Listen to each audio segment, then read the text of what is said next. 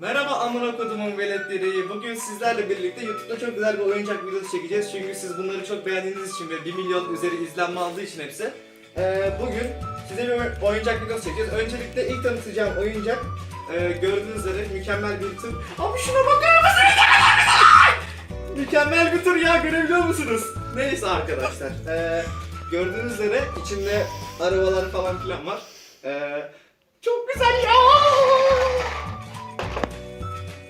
İkinci olarak oyuncağımız bu bir süpürge sapı gördüğünüz üzere, fakat bu gözünüze sokmaya da yarıyor. Titreşimli titreşim, bak görüyor musunuz bak? Abi çok hoş. Çocuklar ne kadar güzel değil mi bu oyuncaklar? Hepinizi seviyorum. Görüşürüz.